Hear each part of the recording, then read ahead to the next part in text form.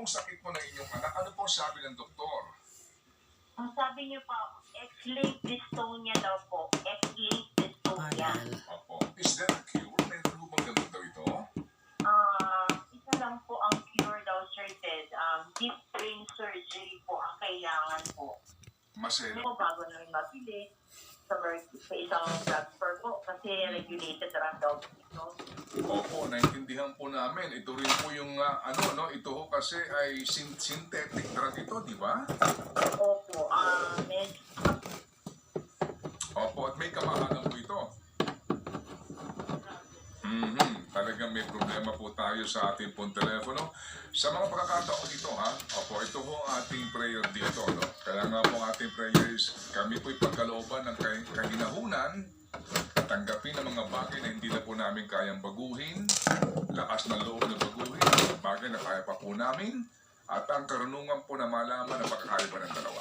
Always our prayer every morning. Prayer for serenity. Kung hindi, iinit ang ulo. Kaya malaking hamon din yan sa mga anchors ng istasyon. Opo, alam niyo ng mga staff ng mga radio stations, no? Kapag nangyayari ito. Kaya kinakailangan you have to manage ang iyong reaction dito and your temper. Yes, yung mga live shows. Yes, opo. So dito po mga kapatid, kami po ay humihingi ng panunawa. Hindi na po natin ito pipilitin. Ang ating pong premyo, ibibigay po natin pa rin po kay nanay, ha? Kasi nga po, itong 2,000 piso ho na pa-premyo na manggagaling siya kay Happy OG at kay Happy 11. Opo, at maging sa ating dito Happy Anonymous, pinag-aambag-ambagan po, ay malaking tulong na po ito. Lalo na po sa mga tulad po ng nanay ngayon na retired lang at hindi ko naman bigala. Ako kasi sa linya, ang una nga po katanungan ni Manong Ted ay kung may idea ba itong si Mar Valbuena.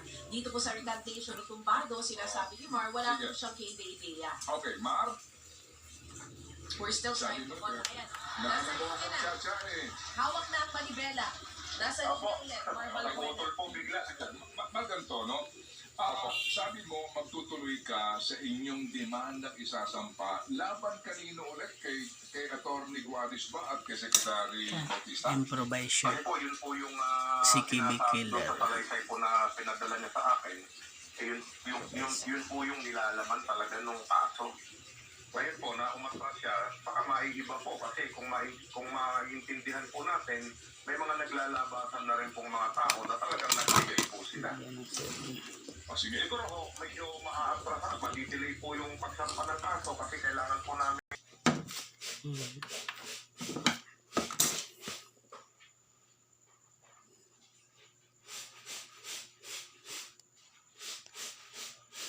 Pino.